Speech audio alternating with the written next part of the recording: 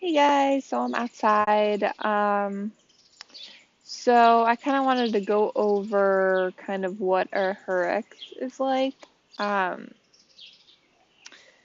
and I think there's a lot of misperceptions, especially in the Lyme community, to exactly if you're hurricane or if you're flaring or what the hell's going on when your symptoms increase.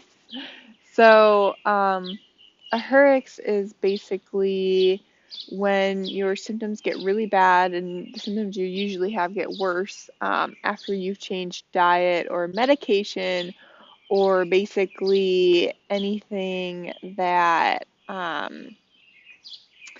would create some sort of die-off or endotoxins release or something like that. So it's different than a flare. A flare is just continually getting worse, not getting any better. Um, that could revolve around nothing that you did for a diet change or anything like that. So yeah, Herx is a little bit different. You have to change something in order for Herx to kind of take place. And sometimes not necessarily, like sometimes your immune system can boost, and that could be Herx. I tend to keep track of my temperature, like probably like 15, 20 times a day. And if my temperature drops, I know whatever I'm doing is not really a good thing. So, it can get as low as like 96.5 or even lower, and I get really, really cold.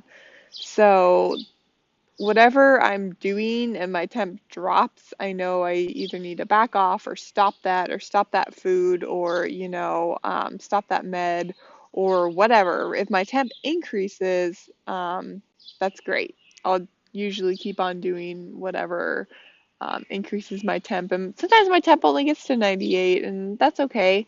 As long as it's there, as long as my immune system is functioning and working. But as soon as it gets overloaded and it drops for some reason, then I automatically cut out whatever I changed. Um, yeah, so that's kind of just like a marker that I use. I don't know if anybody else uses that. Um, yeah, hurricane is not fun though.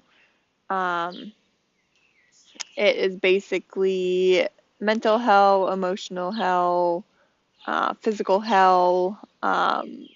You know, any way you can put it, it's basically hell. So I have Bartonella, so I have a bunch of like burning mental symptoms, crazy anxiety, panic attacks.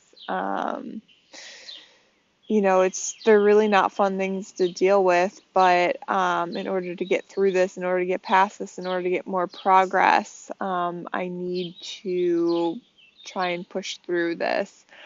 Usually Herx lasts from 1 day to maybe like 4 days after you switch something, and then it should get better, and then you should show mega improvement. So if you're not showing improvement, it's probably not a Herx.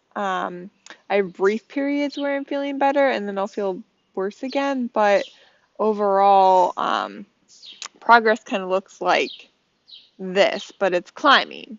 So that's a good thing. Obviously, I still get anxiety about maybe this is a flare and not a Herx because they feel very similar.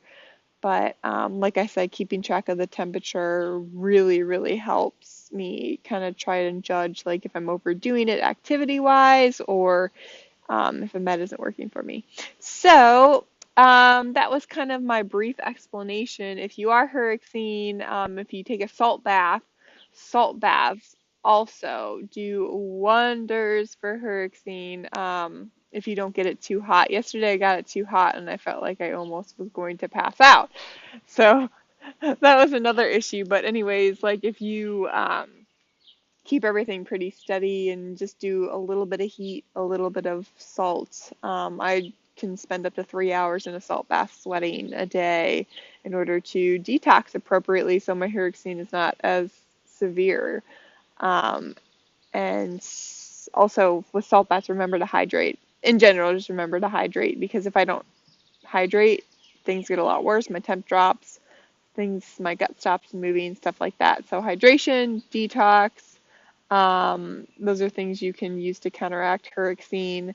Um, Charcoal capsules I've done in the past, which has helped. I haven't done it lately because I have been in nutrient deprivation and kind of nutrient.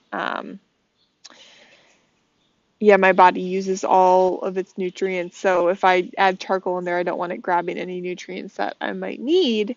I can talk about specifics on my diet at a later YouTube video, but I just wanted to kind of go over Herxine because I know a lot of people are like not knowing the difference between a Herx and a flare. And it is hard to tell the difference, and I still struggle with that sometimes too, actually a lot of times. But yeah, the temperature thing comes in really handy for me, so that might be something that you can kind of keep track of.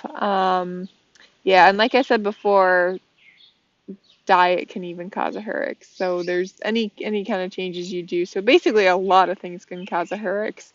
Um, and it is kind of hard to tell the difference between a Herx and a flare sometimes. So, anyways, I won't keep rambling on. I just thought I would mention that in a short little brief video. Um, so, yeah, that's about it. I'll talk to you guys later.